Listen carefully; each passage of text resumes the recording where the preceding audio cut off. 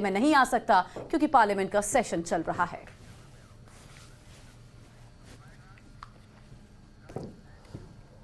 कुल मिलाकर संजय राउत पर ईडी का एक्शन जारी है। राउत की दादर वाली प्रॉपर्टी पर भी ईडी की टीम पहुंची। दादर वाली संपत्ति को ईडी ने कुर्क कर लिया और ये अब तक की सबसे बड़ी कार्रवाई उनके खिलाफ की जा सकती है, क्योंकि पूछताछ ही की जा रही थी, लेकिन अब यहां पर एक संपत्ति को भी कुर्क करने की बात निकलकर सामने आई है। ये पूछताछ कितनी लंबी चलती है और क्या संजय राउत को उसके बाद ईडी के दफ्तर जाना होगा या किसी तरह की कोई गिरफ्तारी हो सकती है, ये बहुत बड़े सवाल हैं। जब तक ईडी की टीम संजय राउत के घर पर रहेगी तब तक ये सवालों के जवाब शायद मिल पाना बहुत मुश्किल है। लेकिन एक बड़ी बात निकलकर सामने आई कि दादर वाली संपत्ति जो संजय राउत की है उसे ईडी ने कुर्क कर लिया है। तो दादर वाली संपत्ति को ईडी ने कुर्क कर लिया है और इस बीच देखिए ईडी के एक्शन के बाद लगातार हमने देखा कि किस तरह संजय राउत ने एक के बाद एक ट्वीट किए और कहा कि बाला साहब ठाकरे की मैं कसम खाता हूं, किसी घोटाले से मेरा कोई संबंध नहीं है। लेकिन ईडी जो दबिश दे रही है, शिकंजा संजय राउत पर कस रहा है, इसको साफ है कि ईडी के पास कुछ ना कुछ सबूत होंगे। इसी वजह से ईडी ने ये एक्शन शुरू कर दिया। आज एक रिपोर्ट इस पूरी खबर से मुताल्लिक आप देखिए।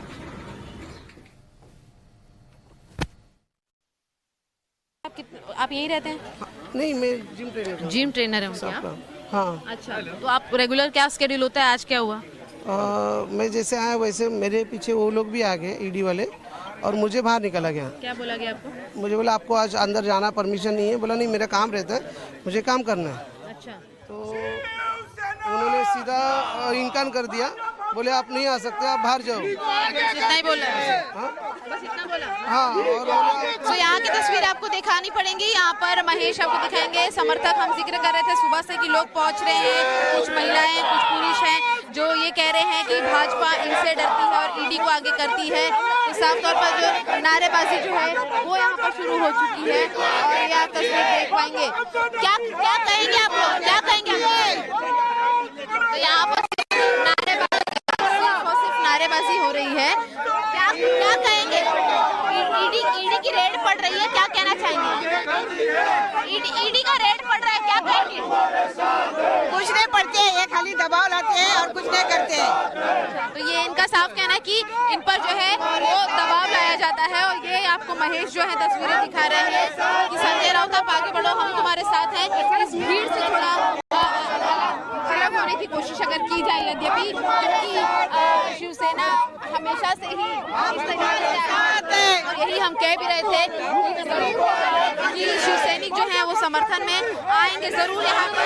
और बिल्कुल यहाँ पर मैं आपको बता दूं साफ तौर पर कि महेश आपको दिखाएंगे यहाँ पर तस्वीरें जो महेश ने आपको दिखाई कि प्रोटेस्ट जो है वो चल रहे हैं। खास बात ये कि समर्थक अभी भी यही कह रहे हैं कि ईडी का गैर इस्तेमाल जो है वो किया जा रहा है। हालांकि इसके अलावा बड़ी तस्वीरें यहाँ पर ये होंगी कि यहाँ पर आप देख पाएंगे तस्वीरों के जरिए मुंबई पुलिस का काफिला। शुरुआत में हमने आपको सबसे पहले दिखाया था कि मुंबई पुलिस की एक टुकड़ी जो है वो यहाँ पर बुलाई गई और यहाँ पर अगर आप तस्वीरों के जरिए और देख पाएंगे कि समर्थक जमा होंगे, ये एक्सपेक्टेड था। जिसके बाद अब जो है मुंबई पुलिस की टुकड़ियां हैं वो ऑलरेडी बढ़ाई गई हैं। अंदर ऑलरेडी सीआरपीएफ मौजूद है। 10 अफसर जो हैं ईडी के वो ऑलरेडी अंदर हैं। संजय राउत उनकी निगरानी में है। संजय राउत के साथ पूछताछ हो रही है। बता दें कि समन्स के सिलसिले की मैं बात कर रही थी। 4 समन्स जो थे उनको दिए गए थे, जिसमें से महज 1 का जवाब उन्होंने दिया। तीसरा समन दिया गया था इस बात को बुलाने के लिए कि जो अन्य सवाल जवाब हैं उसे पूरा किया जाए, लेकिन उसमें संजय राउत ने प्रेसिडेंशियल इलेक्शन का हवाला देते हुए और समय मांगा। उन्हें वो भी समय दिया गया। 27 जुलाई को चौथा समन भेजा गया था, ये कहते हुए कि आपको बता दूं मैं, चौथा समन इसलिए दिया गया कि वो फिजिकली खुद अपीयर हो और साथ ही साथ सामने आए इन्फोर्समेंट डायरेक्टरेट के और अपने सवालों के सारे जो जवाब हैं वो नोटिफाइड कराएं। लेकिन यहाँ पर आप देख रहे हैं ऐसा कुछ नहीं हो रहा। उसके अलावा 3 समन जब खारिज किए गए, आखिरी समन जो 27 जुलाई को था उसमें संजय राउत को खुद आना था ईडी के दफ्तर, वो नहीं पहुंचे। और उसके बाद जो है उन्होंने और वक्त मांगा था, ये कहते हुए कि वो एक लोकसभा एमपी है और उनके पास जो है वो कई अन्य काम हैं। उनकी दिल्ली में कई सारी मीटिंग्स हैं जिसके चलते जो है वो ईडी के इस समन का जवाब नहीं दे सकते। हालांकि तस्वीरें ये भी हैं, बहुत साफ है, इन्फोर्समेंट डायरेक्टरेट के जो कायदे कानून हैं वो नहीं बदले हैं, ना ही उनके इन्वेस्टिगेशन करने की जो तरीका है वो बदला है। संजय राउत बहुत ही बखूबी जानते थे कि अगर वो 3 समन्स को सिरे से इनकार करते हैं, वहाँ नहीं पहुँचते हैं, तो उनके लिए मुश्किलात ज़रूर खड़ी होगी। हालांकि इसी बीच में हमने देखा था कि स्वप्ना पाटकर, सुजीत पाटकर और अन्य विटनेसेस जो है पत्राचाल कंट्रोवर्सी में, उन सभी को इन्फोर्समेंट डायरेक्टरेट बुलाया गया था। बाकायदा 6 से 7 घंटे उनकी पूछताछ होती है, उनके साथ नेसेसरी डॉक्यूमेंट्स जो हैं वो मंगाए जाते हैं। इसी बीच में एक विटनेस है जो इस पूरे केस में महिला, उसको थ्रेट लेटर भी आता है जिसका नाम स्वप्ना पाटकर है। थ्रेट लेटर में साफ तौर पर कहा जाता है कि ईडी के सामने अपना मुंह मत खोलना, वरना रेप कर दिया जाएगा, वरना जो होगा वो आगे खतरनाक होगा, यानी कि जो होगा वो देखने वाली बात होगी। मौत की और रेप की धमकी दी गई महिला को, जिसके अंदर ये भी लिखा गया था कि मीडिया के सामने आकर ये कह दो कि जो भी तुमने कहा वो आपको कहने के लिए बीजेपी के नेता किरीट सोमैया द्वारा इंस्ट्रक्शंस मिले थे। हालांकि इसके बाद महिला ने मुंबई के वकोला पुलिस थाने में केस भी दर्ज कराया था, FIR भी दर्ज कराई थी, और उस बाकायदा एक कंप्लेन लेटर उन्होंने लिखा था जो कि उन्होंने मुंबई पुलिस के जो कमिश्नर हैं विवेक फंसलकर, उनको लिखा था। और उस लेटर में उन्होंने बाकायदा नाम लिए हैं संजय राउत के। उन्होंने कहा है कि मुझे पूरा शक है कि ये संजय राउत द्वारा किया गया है, ये लेटर उनके द्वारा ही मुझ तक पहुंचाया गया है। और यहाँ की तस्वीरें कुछ ऐसी हैं, मैं आपको दिखा दूं तस्वीरें, कि हालांकि तो मीडिया का जमावड़ा है क्योंकि अब हर किसी की निगाहें संजय राउत पर है, जो लगातार इस पूरे केस पर चुप्पी साधे हुए थे। और यहाँ पर आप तस्वीरों के जरिए देखेंगे कुछ लोग हैं जो अंदर जो हैं वो बैठ चुके हैं जमीन पर बाकायदा, और अपनी जो नाराजगी है, अपना जो धरना है, अपना जो प्रोटेस्ट है, निषेध जो है वो जाहिर करने की कोशिश है। साफ तौर पर ये कहना है इन लोगों का कि ये किसी भी तरीके की कार्रवाई से डरते। दरअसल संजय राउत दोहरे संकट में फंसते हुए नजर आ रहे हैं। एक तरफ तो महिला को धमकाने और गाली गलौज वाला कथित ऑडियो सामने आने के बाद वो घिर गए, तो दूसरी तरफ अब पात्रा चौल को लेकर ईडी के सवालों के घेरे में वो हैं।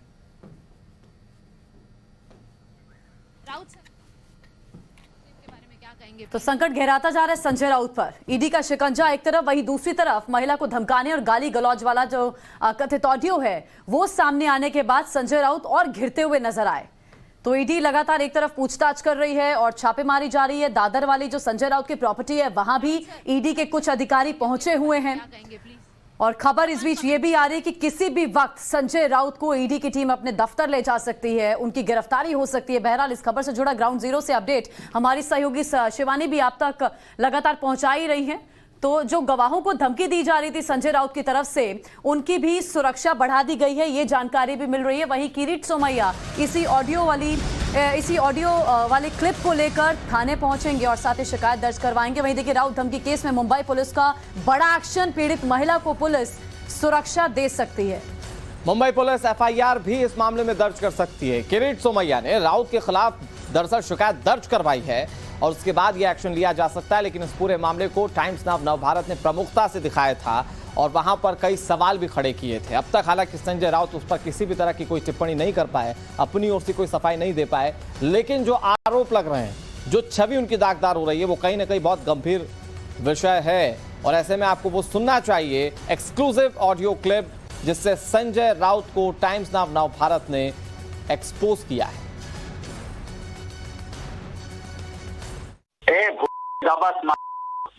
कौन ठेव कोण फोन ठेव नाही असं का छानपणा करायचा नाही.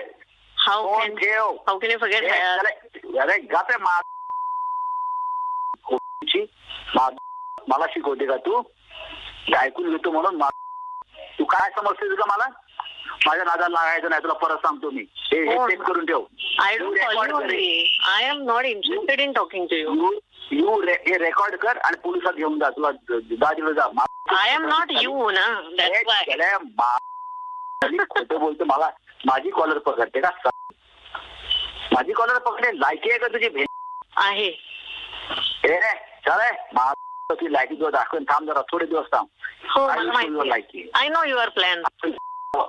I will show your liking. You wait and watch now. I know your plan. अरे चले चुप. तुला प्लीज गो अहेड. 1 मिनिट बोलतोय आणि मला लँडचे कागद ट्रान्सफर करायचे. Either you transfer Sujit name और माय नेम. वहीं देखिए, संजय राउत पर ईडी के एक्शन के बाद सियासत भी शुरू हो गई है। बीजेपी का कहना है कि संजय राउत को सवालों के जवाब देने होंगे, वहीं कांग्रेस का कहना है कि विपक्ष जांच एजेंसियों से डरने वाला नहीं है। यदि शिवसेना नेता ने कुछ गलत पैसों की धांधली नहीं की है तो ईडी अफसरों ने जब उन्हें जांच के लिए बुलाया 3 दिन पूर्व, वे क्यों नहीं गए? अफसरों के सवालों से बचने का क्या कारण? उनके पास सुबह दोपहर शाम पत्रकार वार्ता करने के लिए समय है, पर ईडी के अफसरों के सवालों का जवाब देने के लिए उनके पास समय नहीं है। क्या देश इस बात की सच्चाई नहीं जानता? यह बदला हुआ भारत है। जिस तरह से देश में जांच एजेंसियों का इस्तेमाल राजनीतिक प्रतिद्वंदियों को या विपक्ष के नेताओं को झुकाने के लिए या अपने पक्ष में शामिल करने के लिए किया जा रहा है, मेरे ख्याल से 70 साल में ऐसा कभी नहीं हुआ। आज जिस तरह से संजय राउत जी पे रेड हुई है वो कोई नई बात नहीं थी, वो तो हमारे लिए भी मेहमान बने हैं। अगर किसी विपक्ष के ईडी नहीं पहुंचती है तो हमें अचरज होता है, आश्चर्य होता है कि ईडी अब तक कैसे नहीं आई। तो ये जो इस्तेमाल है, ये इस्तेमाल करते समय ध्यान में रखना चाहिए कि आप अच्छे लोगों को अगर तकलीफ दोगे, जो लोगों के मुद्दे को लेकर लड़ते हैं, उसे विपक्ष न मानते हुए अगर आप दुश्मन मानोगे तो इस देश की जनता वो अंतिम सत्य है।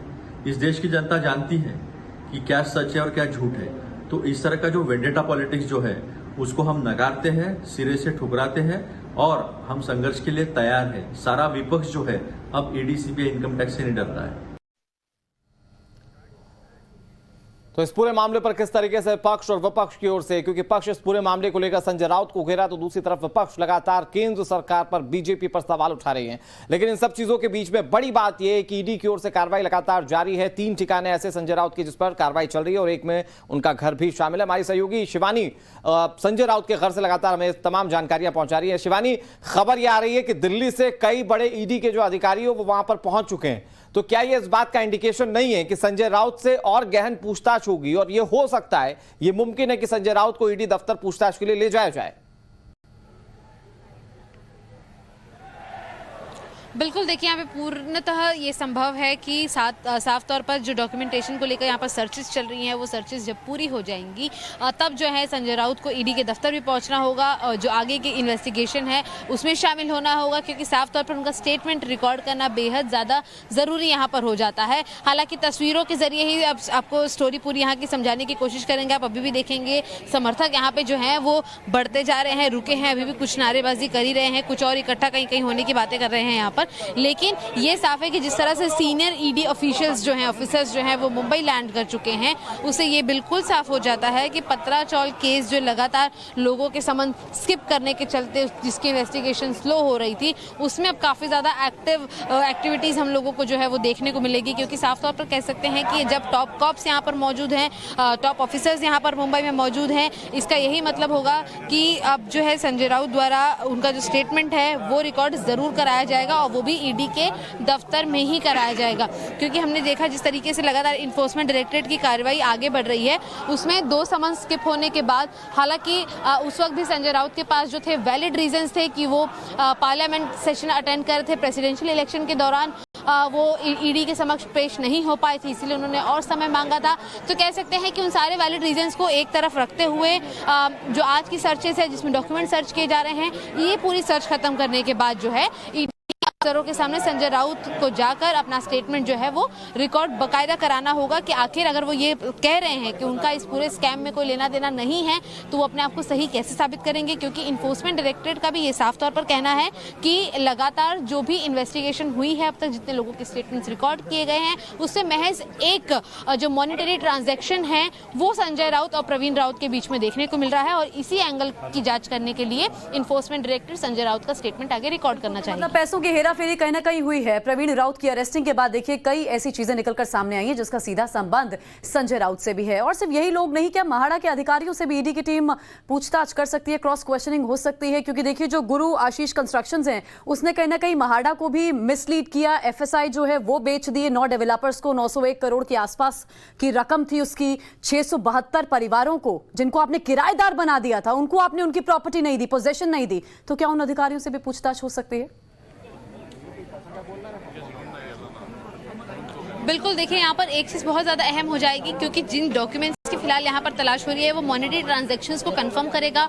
दूसरी चीज़ ये कि प्रवीण राउत की जो अरेस्ट है वो उन सारे डॉक्यूमेंट्स को जमा करने के बाद हुई है जो कि महाड़ा में हेर फेर के आरोप में फिलहाल ईडी को मिले थे, बरामद हुए थे। तो साफ तौर पर जब सारे स्कैम करने वाले अक्यूज्ड या विटनेसेस एकत्रित हो जाएंगे, उन सभी के स्टेटमेंट्स रिकॉर्ड कर लिए जाएंगे, उसके बाद कहीं ना कहीं जो ऑफिसर्स इसके अंदर मौजूद हैं, भले वो महाड़ा से हो या फिर अकाउंटेंट्स हो, इन सभी के भी स्टेटमेंट जाहिर तौर पर रिकॉर्ड किए जाएंगे। लेकिन हाँ, साफ तौर पर कहा जाएगा कि इसके अंदर जितने विटनेसेस हैं और संजय राउत जो है मुख्य रूप से, इन सारे कैरेक्टर्स का स्टेटमेंट सबसे पहले मुख्य रूप से नोटिफाइड किया जाएगा। और उसके बाद जब पूरी प्रक्रिया समझी जाएगी कि आखिर ये स्कैम ने कैसे जगह बनाई, उसके बाद महाड़ा के अफसरों का भी नंबर लगेगा। क्योंकि इसके पहले भी हमने देखा है कि मनी लॉन्ड्रिंग के केसेस जब भी देखने को मिली हैं उसमें ऐसे लोगों के अकाउंटेंट्स, उनके मैनेजर्स, उनके स्टाफ मेंबर्स के भी स्टेटमेंट जो हैं रिकॉर्ड किए जाते हैं। तो जाहिर तौर पर कहा जा सकता है कि महाड़ा के अफसर्स भी जो उस वक्त कार्यरत थे उन सभी को भी बुलाया जाएगा जिन्होंने इस सारे प्रोसेस को आगे बढ़ाने में अपना सहयोग दिया था।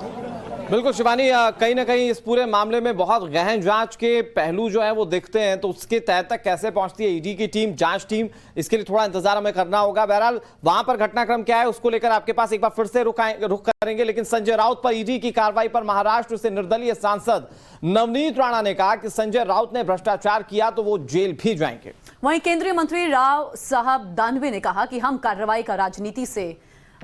कार्रवाई का राजनीति से कोई लेना देना नहीं है। मुझे लगता है हमारे महाराष्ट्र के और देश के अगर पैसों का दुरुपयोग कोई करता है तो उसके ऊपर सजा कार्रवाई जरूर होनी चाहिए। और ये कार्रवाई के बाद संजय राउत जी को अरेस्ट भी होंगे, वो जेल के पीछे भी जाएंगे। अगर इतने ही चरित्रहीन है, चरित्रवान है, तो मुझे लगता है आप इसकी इंक्वायरी का सामना आपने पहले ही करना चाहिए था। इंक्वायरी में जाकर अपनी स्पष्टीकरण देना चाहिए था महाराष्ट्र की जनता को। गरीब लोगों के खून पसीने की कमाई अगर आप भ्रष्टाचार करके कमाते हैं और अवैध संपत्ति बनाते, तो इसका आंसर डिपार्टमेंट को पूरा राइट्स है पूछने का और आप पे कार्रवाई करने का। और आने वाले समय में उनको अरेस्ट भी किया जाएगा और वो जेल के पीछे भी जाएंगे। मुझे ऐसा लगता है कि सीबीआई हो या ईडी हो, ये अपनी स्वतंत्र कारोबार करती है, इससे राजनीति का कोई लेना देना नहीं है। और ऐसी कार्रवाई केवल आज नहीं हुई, लालू प्रसाद यादव पे हुई थी जब हमारी सरकार नहीं थी, सुरेश कलमाड़ी पे हुई जब हमारी सरकार नहीं थी, नरेंद्र मोदी पे गुजरात पे हुई जब हमारी सरकार नहीं थी। वो एक स्वतंत्र यंत्रणा है। अगर किसी ने आरोप किया और उसमें वो गलत लगे तो कार्रवाई हो सकती है, लेकिन ये आरोप है, ये सिद्ध नहीं हुआ। लेकिन इन्होंने सिद्ध करना चाहिए कि आरोप गलत है तो उसको कुछ नहीं होगा उनको। सांसद नवनीत राणा कह रही हैं कि शिवानी के पास मैं जा रही हूं। नवनीत राणा कह रही हैं कि संजय राउत भ्रष्टाचार में लिप्त हैं और आने वाले दिनों में वो सलाखों के पीछे होंगे। वहीं केंद्रीय मंत्री कह रहे हैं कि इस जांच का राजनीति से कोई लेना देना नहीं है और जनता महाराष्ट्र की यही चाह रही है शिवानी कि राउत सवालों के जवाब दें ताकि दूध का दूध पानी का पानी हो सके।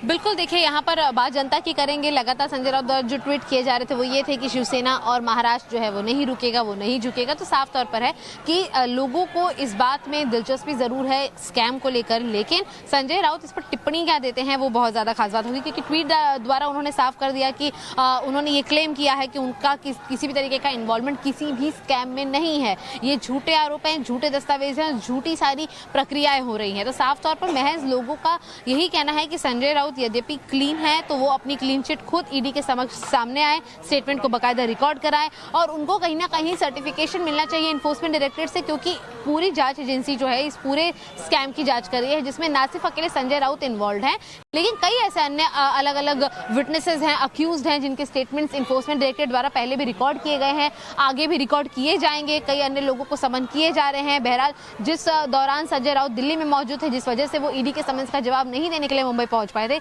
उस दौरान भी कई सारे विटनेसेस के कई सारे इस पूरे लोगों के स्टेटमेंट जो है इस पूरे केस में रिकॉर्ड किए गए थे बाकायदा। तो उन स्टेटमेंट्स के आधारों पर, उन सारे सबूतों के आधारों पर, खास तौर पर जो एक मॉनिटरी ट्रांजैक्शन की हम बात कर रहे हैं जो कि संजय राउत और प्रवीण राउत के बीच में ईडी ने एस्टैब्लिश किया है, उनके हाथ लगा है, उसी के आधार पर जो है आगे की जांच संजय राउत से होनी है, जिसके सारे सवाल और जवाब जो हैं फिलहाल महाराष्ट्र की वो जनता जानना चाहेगी जो फिलहाल कहीं ना कहीं शिवसेना से भी समर्थन करने के लिए यहाँ मौजूद हैं। जैसा कि हमने सुबह भी देखा कि कई लोगों ने यहाँ पर ये कहा कि उन्हें पत्राचार स्कैम क्या है वो तो नहीं पता, लेकिन राउत साहब गलत नहीं हो सकते, उन्हें ये जरूर पता है, इसीलिए वो यहाँ पर गेट के बाहर बैठे रहेंगे और जब तक राउत साहब द्वारा उनको कोई आश्वासन नहीं आ जाता वो यहाँ से मूव नहीं करेंगे। हालांकि देखना ये होगा कि जहाँ एक तरफ उनके भाई ने टाइम्स नाउ भारत से बातचीत करते हुए ये बात जरूर बता दी कि अंदर अभी तक संजय राउत से कोई पूछताछ नहीं हुई है, लेकिन हाँ डॉक्यूमेंट्स की सर्चेस चल रही हैं। इससे ये जरूर क्लियर हो जाता है कि फिलहाल जहाँ एक तरफ डॉक्यूमेंट सर्च किए जा रहे हैं वहीं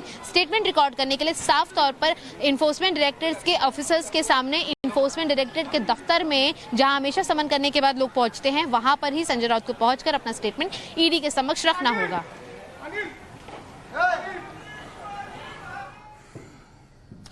बिल्कुल शिवानी, जो आपने जाहिर तौर पर बातें बताई वो बहुत ज़्यादा अहम हो जाती हैं, लेकिन सवाल सबसे बड़ा ये भी है कि कितनी देर तक ये ईडी का एक्शन जो है वो संजय राउत के घर पर चलता रहता है, क्योंकि सुबह 7 बजे से ये ईडी जो थी वो रेड करने पहुंच गई थी और उसके बाद से अब तक जब 12 बजे से ज़्यादा का वक्त हो गया है तब तक ये रेड जो है वो लगातार जारी है।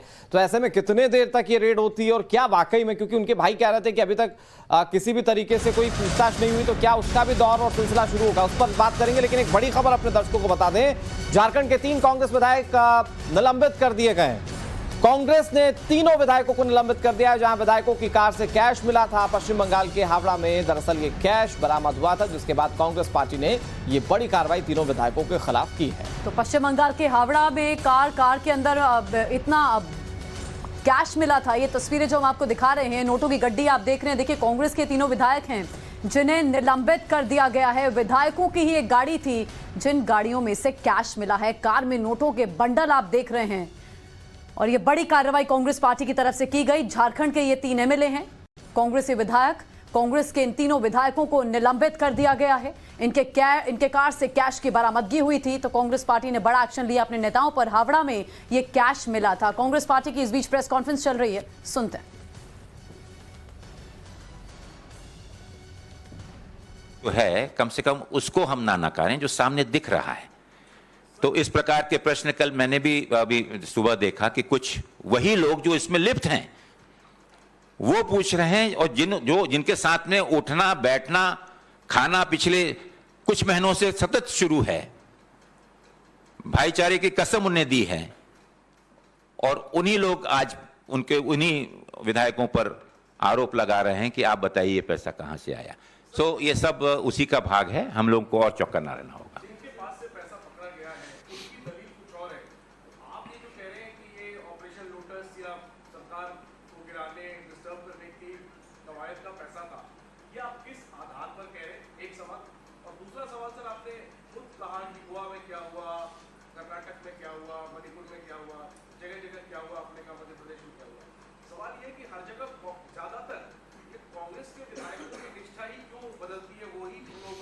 गौरव हमारे सहयोगी इस खबर पर ज्यादा जानकारी के साथ जुड़ गए। गौरव, कांग्रेस पार्टी के लिए ये कार्रवाई करना जरूरी भी था, क्योंकि कांग्रेस पार्टी वो पार्टी है जो टीएमसी पर सवाल उठा रही थी और पार्थ चैटर्जी के निष्कासन की मांग कर रही थी। ऐसे में अपने विधायकों पर कार्रवाई को लेकर उनके ऊपर कहीं ना कहीं बहुत ज्यादा दबाव था। बिल्कुल, बहुत ज्यादा दबाव था। और देखिए, जब झारखंड के प्रभारी अविनाश पांडे इस मामले में प्रेस कॉन्फ्रेंस कर रहे थे, उसी दौरान मीडिया से बातचीत करते हुए उन्होंने घोषणा की कि कांग्रेस अध्यक्षा सोनिया गांधी ने यह आदेश दिया है कि उन तीनों ही विधायकों को जो कि कैश के साथ बरामदगी हुई है, हावड़ा में पकड़े गए हैं, उनको फिलहाल आगे की जांच तक जो है पार्टी से निलंबित किया जा रहा है, और अगर इनके खिलाफ और पुख्ता सबूत मिलते हैं तो उनको पार्टी से निकाला भी जा सकता है। मैं आपको बता दूं कि अविनाश पांडे ने यह भी जानकारी दी कि उनके पास तमाम ऐसे सबूत हैं जिनमें इन तीनों विधायकों की संलिप्तता पाई गई है, जिसमें वो पार्टी छोड़कर सरकार गिराने की कोशिश जो है वो करने में लगे हुए थे और ऑपरेशन लोटस में सहयोग कर रहे थे। अब देखना होगा कि सवाल ये भी है कि हर बार कांग्रेस के ही विधायक क्यों हैं निशाने पर होते हैं, उन्हीं की निष्ठा पर क्यों क्यों सवाल उठते हैं, क्योंकि हमने देखा कि कांग्रेस यहाँ पर दलील दे रही है कि भारतीय जनता पार्टी लगातार कांग्रेस की सरकारों को गिराने की कोशिश हो रही है, लेकिन यही सवाल कांग्रेस से भी पूछा जा रहा है कि हर जगह कांग्रेस के ही विधायक जो हैं वो सरकार को क्यों गिराना चाहते हैं। तो पार्टी को तोड़ने की और पार्टी को और कमजोर करने की कोशिश ये विधायक कर रहे थे। इस बाबत जानकारी जब आलाकमान को लगी और उसके बाद ही जो खबर सामने आई, जब तस्वीरें सामने आई, तो कांग्रेस पार्टी ने ये कार्रवाई अपने तीनों विधायकों के खिलाफ की है, उन्हें निलंबित कर दिया है। तो विधायकों की कार से कैश मिला था और उनके निलंबन की कार्रवाई कांग्रेस पार्टी की तरफ से की गई है। आप नजर रखिएगा गौरव, अपडेट के लिए हम वापस लौटेंगे और आगे बढ़ते हैं, दिखाते हैं आपको इस वक्त की हेडलाइंस। पिछले 5 घंटे से संजय राउत से ईडी की पूछताछ जारी। सूत्रों के मुताबिक सवाल जवाब के बाद गिरफ्तार भी किए जा सकते हैं। राउत का ट्वीट, बाला साहब की कसम, घोटाले से संबंध नहीं। संजय राउत पर ईडी का ताबड़तोड़ एक्शन जारी। दादर वाली प्रॉपर्टी को कुर्क किया गया। मुंबई समेत महाराष्ट्र की 3 जगहों पर ईडी की छापेमारी जारी। राउत के घर के बाहर जमा हुए शिव सैनिक, ईडी ऑफिस के बाहर भी सुरक्षा बढ़ाई गई। प्रदर्शन कर सकते हैं शिव सैनिक। संजय राउत धमकी केस में मुंबई पुलिस का एक्शन। एफआईआर दर्ज कर पीड़ित महिला को सुरक्षा दे सकती है पुलिस। किरीट सोमैया ने मुंबई के बकोला थाने में आईपीसी 507 के तहत शिकायत दर्ज करवाई। बंगाल कैश कांड पर कांग्रेस का बड़ा एक्शन। तीनों विधायकों को पार्टी से किया निलंबित। इरफान अंसारी, राजेश कच्छप और नमन विक्सल के खिलाफ एफआईआर। पार्थ चैटर्जी और अर्पिता मुखर्जी को मेडिकल के लिए अस्पताल लेकर पहुंची ईडी की टीम। अर्पिता मुखर्जी के बैंक खातों से जब्त किए गए 8 करोड़ रुपए। कंपनीज के खातों में हेराफेरी के बाद ईडी की कार्रवाई। पटना में बीजेपी संयुक्त मोर्चा की राष्ट्रीय कार्यकारिणी में शामिल होंगे अमित शाह। बैठक से पहले पटना साहिब गुरुद्वारे में जेपी नड्डा ने टेका मत्था। स्वतंत्रता दिवस से पहले पीएम नरेंद्र मोदी ने की मन की बात। लोगों को सोशल मीडिया प्रोफाइल में तिरंगा लगाने की सलाह दी। कहा, इस बार का स्वतंत्रता दिवस खास। कर्नाटक में फाजिल हत्याकांड में पुलिस का एक्शन। एक कार ड्राइवर को गिरफ्तार किया। मंगलौर में चाकू से गोदकर फाजिल की हत्या की गई थी।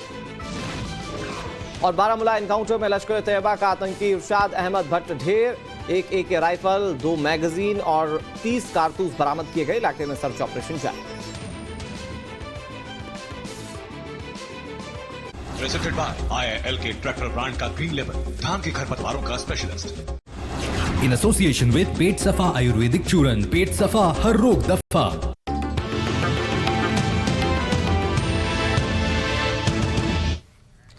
और आगे बढ़ते हैं इस वक्त की बड़ी खबर के साथ। अर्पिता मुखर्जी और पार्थ चैटर्जी के खिलाफ चल रही जांच में ईडी ने एक और बड़ी जब्ती की कार्रवाई की है। दरअसल ईडी ने अर्पिता के 8 करोड़ रुपए और जब्त किए हैं।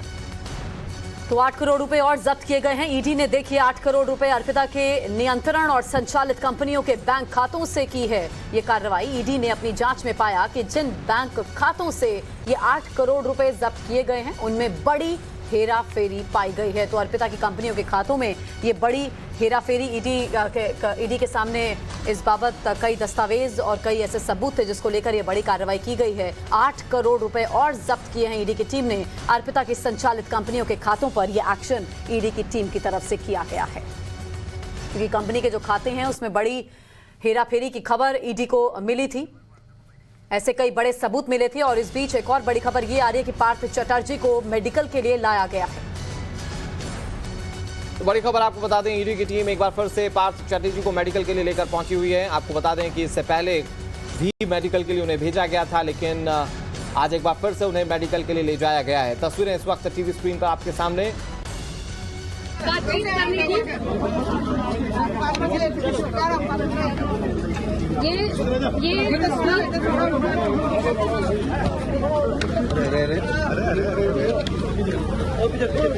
পার্থদা কে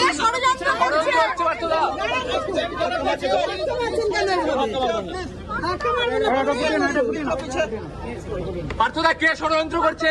পার্থদা কে ষড়যন্ত্র করছে? কে ষড়যন্ত্র? ধাক্কা কি করবেন না? কেউ পড়ে যাচ্ছি তো। পার্থদা কে ষড়যন্ত্র করছে? পার্থদা সময় আসলে এই তো বুঝবে তো। কে পার্থদা কে ষড়যন্ত্র করছে? সময় আসলেই বুঝবে। বলুন দাদা, পার্থদা সুস্থ আছেন? সুস্থ বোধ করছেন? টাকা আপনার বলছে দাদা আপনার টাকা দাদা আপনার টাকা কবে সময় কবে আসবে গায়ে লেগে যাবে পিতার পেট থেকে মার লেগে যাবে और उनके लिए व्हील चेयर लॉन्च करेंगे। आप देख रहे होंगे कि जब से उन्हें मेडिकल के लिए लाया जा रहा है वो इसी व्हील चेयर के जरिए देंगे अंदर अस्पताल में दाखिल होते हैं। अनुज मिश्रा हमारे सहयोगी इस समय हमारे साथ जुड़ चुके हैं। अनुज, पार्था से जब पूछा गया तो पार्था कह रहे हैं कि टाइम विल टेल कि षड्यंत्रकारी कौन है, समय बताएगा और उस पैसे से मेरा कोई संबंध नहीं। जी बिल्कुल, पार्थ चटर्जी को जब मेडिकल के लिए लेके आया गया था तब उस वक्त उन्होंने ये कहा कि इन पैसों का से उनका कोई लेना देना नहीं है और समय आने पर सच जो है वो सामने आ जाएगा। साथ ही साथ उनका ये भी कहना था कि मेरी तबीयत खराब है, मेरी तबीयत ठीक नहीं है। लेकिन जिस तरीके से अगर इस पूरे मामले को हम देखें, टाइम्स नाउ नवभारत ने कल ही बताया था कि कंपनीज को लेकर अब ईडी शिकंजा कसने जा रही है। इसी को लेकर दोनों से ईडी पूछताछ कर रही है और पूछताछ करने के बाद कहीं न कहीं ईडी ने करीब 8 करोड़ रुपए जब्त किए हैं, जो कि अर्पिता मुखर्जी द्वारा संचालित कंपनियों के पैसे थे, बैंक अकाउंट थे, जिनको सीज किया गया है। इतना ही नहीं, ईडी की टीम को ये भी पता चला है कि जो पैसों की हेराफेरी हुई, यानी जो मनी लॉन्ड्रिंग हुई, वो 2 शेल कंपनियों के द्वारा हुई। तो निश्चित तौर पर इन दोनों शेल कंपनियों के बारे में भी ईडी लगातार पता लगा रही है। लेकिन बड़ी कार्रवाई की गई पूछताछ के बाद, जब जो कंपनियां थी अर्पिता मुखर्जी की। तो पार्थ चटर्जी कह रहे हैं मेरा पैसा नहीं है, समय बताएगा कि कौन षड्यंत्रकारी है। वहीं शिवसेना सांसद संजय राउत से देखिए पिछले 5 घंटे से ईडी उनके घर में सवाल जवाब कर रही है। सूत्रों के हवाले से खबर यह भी है कि संजय राउत को पूछताछ के लिए ईडी अपने साथ ऑफिस ले जा सकती है। इस खबर की भी बात करेंगे, लेकिन हमारे सहयोगी पार्थ चटर्जी वाले मामले में लगातार रिपोर्टिंग कर रहे हैं। अनुज, हमारे सहयोगी ने जो वहां से रिपोर्ट भेजी है वो आपको दिखाते हैं।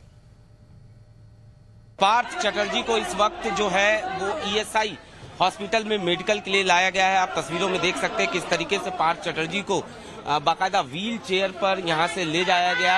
इतना ही नहीं, पार्थ चटर्जी के साथ साथ अर्पिता मुखर्जी को भी लाया गया है यहां पर मेडिकल के लिए। जाहिर तौर पर जिस तरीके से ये रूल है 48 घंटे में मेडिकल कराना है, इसको लेकर फिलहाल जो है अभी पार्थ चटर्जी और अर्पिता मुखर्जी को इस वक्त जो है वो ईएसआई हॉस्पिटल लाया गया है, जहां पर इनका मेडिकल कराया जाएगा।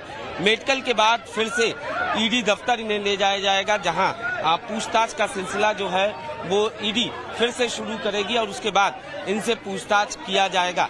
जाहिर तौर पर जिस तरीके से ईडी लगातार इस पूरे मामले की जांच कर रही है और एक तरीके से कहा जा सकता है कि शिकंजा पार्थ चटर्जी और अर्पिता मुखर्जी पर लगातार कसता जा रहा है। कल ईडी की टीम जो है उसने पूछताछ किया, लंबी पूछताछ की, जिसके बाद ये बात भी सामने आई कि जो कंपनियां थीं, खासतौर पे अर्पिता मुखर्जी जिसमें डायरेक्टर हैं, उन कंपनियों के जरिए मनी लॉन्ड्रिंग की बात सामने आई। शेल कंपनियों के जरिए पैसों का हेराफेरी किया गया और इसी के मद्देनजर फिलहाल जो है ईडी लगातार कार्रवाई कर रही है। जाहिर तौर पर अभी पार्थ चटर्जी को अंदर ले जाया गया मेडिकल के लिए और अब तस्वीरों में देखा जा सकता है कि किस तरीके से फिलहाल अब अर्पिता मुखर्जी को भी इस वक्त जो है वो अंदर ले जाया जा रहा है। जाहिर तौर पर सुरक्षा के पूरे इंतजाम है। आप तस्वीरों में देख सकती हैं किस तरीके से अर्पिता मुखर्जी को इस वक्त पुलिस की टीम जो है वो यहाँ से लेकर अंदर जा रही है। निश्चित तौर पर हमने देखा तस्वीरों में कि किस तरीके से पार्थ चटर्जी जो थे वो व्हील चेयर पे थे, जबकि अर्पिता मुखर्जी जो हैं उनको फिलहाल यहाँ से ले जाया गया है, अंदर उनको ले जाया गया है। अब उनका मेडिकल कराया जाएगा। तो एक तरीके से कहा जा सकता है फिलहाल इन दोनों का मेडिकल कराया जा रहा है और मेडिकल कराने के बाद फिर से ईडी दफ्तर ले जाया जाएगा, जहां उनसे पूछताछ किया जाएगा। अनुज मिश्रा, टाइम्स नाउ नवभारत, कोलकाता। तो यहां पर जो ईडी के खिलाफ ईडी पार्थ चटर्जी और अर्पिता मुखर्जी के खिलाफ कार्रवाई कर रही है, उसको लेकर भी तमाम अपडेट्स हम आपको देंगे। लेकिन बड़ी खबर आपको बताएं, शिवसेना सांसद संजय राउत से पिछले 5 घंटे से ईडी उनके घर में सवाल जवाब कर रही है।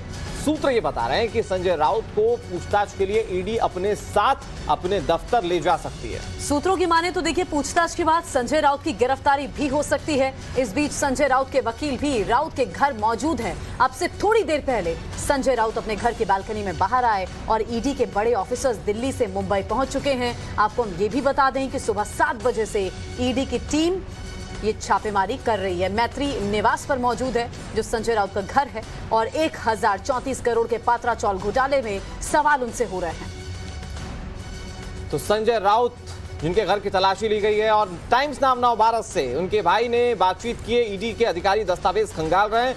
उनके भाई ने इस कार्रवाई को लेकर ये बात बताई है। अधिकारी कमरों की तलाशी ले रहे हैं। हालांकि उन्होंने इस बात को भी कहा कि उनसे किसी तरह की कोई पूछताछ नहीं की गई है, यानी कि संजय राउत से कोई पूछताछ नहीं की गई है। लेकिन बड़ी बात यह कि सुबह 7 बजे से ईडी की टीम 5 घंटे से ज्यादा से लगातार वहां पर मौजूद है। दस्तावेजों को खंगाला गया, और जैसा कि हमारी सहयोगी शिवानी बता रही थी कि इस बात की आशंका कहीं ज्यादा बढ़ जाती है कि अगर सवालों के जवाब ठीक तरीके से नहीं मिल पाते हैं तो ये बहुत मुमकिन है कि संजय राउत को वहां से ईडी दफ्तर ले जाया जाए। उसके एक बड़ी वजह, उसके कुछ इंडिकेशंस ऐसे भी पता चलते हैं कि ईडी दफ्तर पर सुरक्षा काफी बढ़ा दी गई है। बड़ी संख्या में पुलिस फोर्स वहां पर लगा दी गई है, और इसके साथ साथ दिल्ली से ऐसे कई अधिकारी जो थे वो मुंबई के लिए रवाना हो गए, जो इन्फोर्समेंट डायरेक्टोरेट के बड़े अधिकारी हैं। और ऐसे में ये साफ तौर पर संकेत मिल रहे हैं कि अभी पूछताछ का जो सिलसिला है वो और ज्यादा बढ़ सकता है संजय राउत के खिलाफ।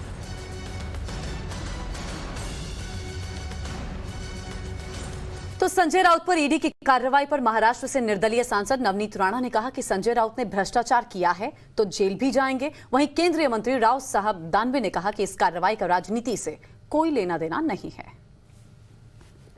मुझे लगता है हमारे महाराष्ट्र के और देश के अगर पैसों का दुरुपयोग कोई करता है तो उसके ऊपर सजा कार्रवाई जरूर होनी चाहिए। और ये कार्रवाई के बाद संजय राउत जी को अरेस्ट भी होंगे, वो जेल के पीछे भी जाएंगे। अगर इतने ही चरित्रहीन है, चरित्रवान है, तो मुझे लगता है आप इसकी इंक्वायरी का सामना आपने पहले ही करना चाहिए था। इंक्वायरी में जाकर अपनी स्पष्टीकरण देना चाहिए था महाराष्ट्र की जनता को। गरीब लोगों के खून पसीने की कमाई अगर आप भ्रष्टाचार करके कमाते हैं और अवैध संपत्ति बनाते, तो इसका आंसर डिपार्टमेंट को पूरा राइट्स है पूछने का और आप पे कार्रवाई करने का। और आने वाले समय में उनको अरेस्ट भी किया जाएगा और वो जेल के पीछे भी जाएंगे। मुझे ऐसा लगता है कि सीबीआई हो या ईडी हो, ये अपनी स्वतंत्र कारोबार करती है।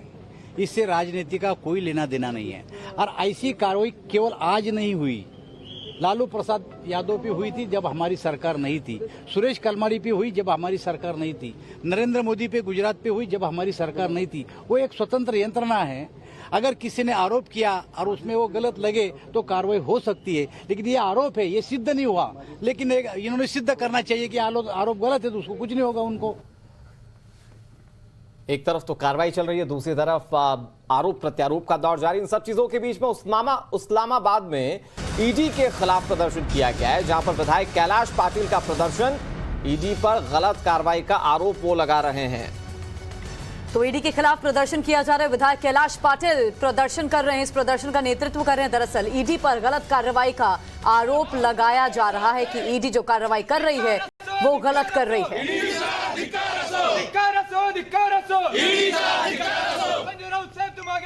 हम तुम्हारे साथ हैं।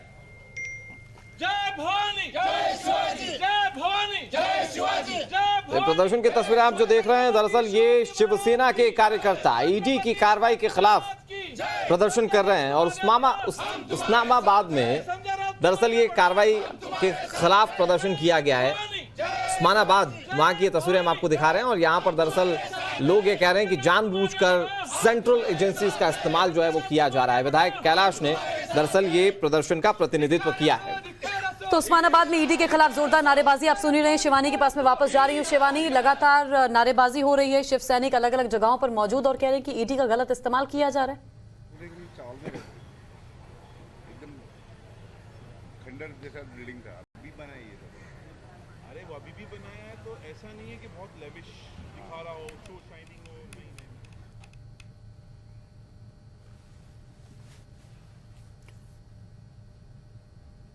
शिवानी तक लगता है आवाज नहीं पहुंच रही है। जी शिवानी, के घर के बाहर भी लगातार प्रोटेस्टर्स की तरह समर्थक जो हैं वो प्रोटेस्ट कर रहे हैं ईडी के खिलाफ। तो वहीं अब हमने जो दूसरी तस्वीर अपने दर्शकों को दिखाई तो कैलाश पाटिल भी साफ तौर पर यही कह रहे हैं कि इन्फोर्समेंट डायरेक्टरेट का गलत फायदा उठाया जा रहा है, दबाव बनाया जा रहा है। इसके बिल्कुल कुछ वक्त पहले जब सुबह हम अरविंद सावंत से बात कर रहे थे तो उन्होंने भी यही कहा था। देखिए जो हम जिस तरह से बात कर रहे थे कि उनके घर के बाहर भी समर्थक जो हैं वो जुटे हैं, ईडी के खिलाफ प्रदर्शन अपना जारी रख रहे हैं, तो वहीं कैलाश पाटिल भी अब सामने आए हैं। कैलाश पाटिल भी यही कह रहे हैं कि इन्फोर्समेंट डायरेक्टरेट का गलत फायदा उठाया जा रहा है, दबाव बनाने की कोशिश की जा रही है। सुबह अरविंद सावंत टाइम्स ऑफ नवभारत पर जुड़े थे, उन्होंने भी यही बात बताई कि कहीं ना कहीं असली शिवसैनिक है संजय राउत, तो कहीं ना कहीं उसी की कीमत जो है उन्हें चुकानी पड़ रही है। ठीक है शिवानी, एक बार फिर से आपका रुख करेंगे, लेकिन शिवसेना नेता किशोर तिवारी हमारे साथ जुड़ गए इस पर बातचीत करने के लिए। किशोर जी, बहुत बहुत स्वागत है आपका टाइम्स नाउ नवभारत पर।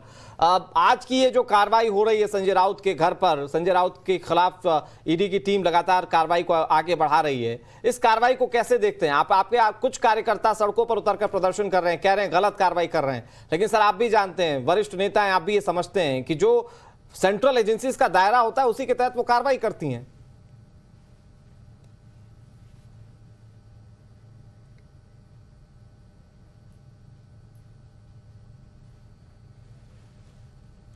किशोर जी, आप सुन पा रहे हैं? अपना ऑडियो प्लीज अनम्यूट कीजिएगा। किशोर जी, आपकी आवाज नहीं पहुंच रही है, शायद उन्होंने अनम्यूट कर लिया, कुछ टेक्निकल खामी के चलते आवाज हमारे तक नहीं पहुंच पा रही है उनकी। ठीक है, वापस हम आपके पास आ रहे हैं। किशोर तिवारी जी, शिवसेना के नेता हमारे साथ जुड़े हुए हैं। तो शिव सैनिक लगातार नारेबाजी कर रहे हैं कि एनफोर्समेंट डायरेक्टोरेट सीबीआई का गलत इस्तेमाल किया जा रहा है, अपनी ताकत का गलत इस्तेमाल कर रही है केंद्र सरकार। इस तरह के आरोप प्रत्यारोप लगातार जारी है। देखिए, दादर और अलीबाग प्रोजेक्ट की तस्वीर भी हम आपको दिखा रहे हैं। दादर प्रॉपर्टी जो संजय राउत का जिससे सीधा संबंध है, वहां भी ईडी के अधिकारी पहुंच गए हैं, वहां भी छापेमारी चल रही है। और इस पूरे मामले पर भारतीय जनता पार्टी क्या कह रही है, आपको सुनाते हैं। यदि शिवसेना नेता ने कुछ गलत पैसों की धांधली नहीं की है तो ईडी अफसरों ने जब उन्हें जांच के लिए बुलाया 3 दिन पूर्व, वे क्यों नहीं गए? अफसरों के सवालों से बचने का क्या कारण? उनके पास सुबह दोपहर शाम पत्रकार वार्ता करने के लिए समय है, पर ईडी के अफसरों के सवालों का जवाब देने के लिए उनके पास समय नहीं है। क्या देश इस बात की सच्चाई नहीं जानता? यह बदला हुआ भारत है। संजय राउत को आखिर हिसाब देना पड़ेगा। 1200 करोड़ का पत्राचार घोटाला हो, वसई नायगांव में जो यूनिटेक पीएससीएल बिल्डर का घोटाला हो, माफियागिरी हो, लोगों को धमकियां देना, जेल में डालना, जिस प्रकार से एनडीए सरकार ने महाराष्ट्र में भ्रष्टाचार का आतंक फैलाया था, अब संजय राउत को अपने भ्रष्टाचार का, माफियागिरी का, दादागिरी का हिसाब देना पड़ेगा। तो यहां पर किस तरह की प्रतिक्रियाएं सामने आ रही हैं, देखिए इस पूरे मामले में, क्योंकि ईडी की जहां जहां कार्रवाई होती है विपक्षी दलों का एक रटा रटाया जवाब होता है, और उस जवाब पर इस बार भी जब ईडी अपनी कार्रवाई को संजय राउत के खिलाफ आगे बढ़ा रही है तो ऐसा ही कुछ कहना विपक्षी पार्टियों की ओर से सामने आ रहा है। लेकिन सवाल सबसे बड़ा ये कि जो लंबी लंबी पूछताछ ईडी की ओर से की जा रही है उस पूरे मामले पर किस तरह की चीजें और निकलकर सामने आती है। और सवाल यहाँ पर यह भी है कि संजय राउत को साफ ईडी के साथ सहयोग करके सवालों का जवाब देना चाहिए। तो तस्वीरें लगातार हम आपको दिखाई रहे हैं, सुबह 7 बजे से लगातार ईडी की टीम संजय राउत के आवास पर छापेमारी कर रही है। एक छोटे से ब्रेक के लिए यहाँ पर हम रुक रहे हैं। आप रहिए टाइम्स नाउ नवभारत के साथ, इस बड़ी खबर पर नजर बनी हुई है।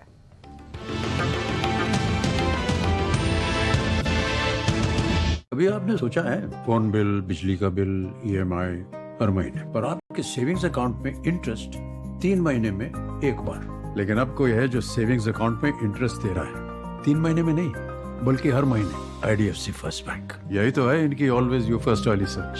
IDFC first bank, always you first. पता है पापा का इतना बड़ा टेक्सटाइल बिजनेस, फुल कॉन्फिडेंस में पापा के सामने पहुंची and said we should be future ready. पापा ने फिर की गूगली कैसे करोगी? I join Bennett University's BBA course, 7 specializations, and an awesome international summer program. नतीजा ये वर्ल्ड क्लास डिग्री तो है ही, our very own export division and an online e-commerce venture within a year. So guys, like me, dream big.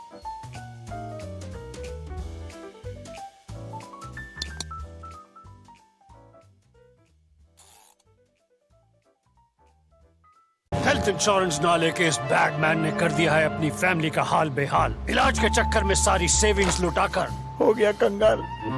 Family का hero बनो यार। 1 करोड़ का health insurance सिर्फ 390 रुपए महीने से शुरू फ्रॉम पॉलिसी बाजार। कांग्रेस की विवशता है कि वो अपने को कानून से ऊपर समझती है। कांग्रेस पार्टी कहती है कि आपने प्रहार किया है सोनिया गांधी जी पर और आपकी पार्टी ने उन्हें इंटिमिडेट करने की कोशिश की, बदतमीजी की। 2 बार राष्ट्रपति कहने के बाद जानबूझ के राष्ट्रपति ने कहना, आखिर स्मृति जी ने कही क्या? कांग्रेस पार्टी की अध्यक्ष यहीं बैठी है, क्या उन्होंने अनुमति दिया था इसे कहने के लिए क्या? Start your trading day with non-stop updates and uninterrupted trading ideas to power up your portfolio with unmatched experience and analysis from our market experts. You're watching the market right here on 80 now. Start trying to make a comeback. It's a smart start. Sensex is up more than 400 points. Management is now with us. Overvaluation case. See that 17K back. Watch the opening and closing shows from 8 a.m. to 10 a.m. and 2 p.m. to 4 p.m. 80 now. Break free.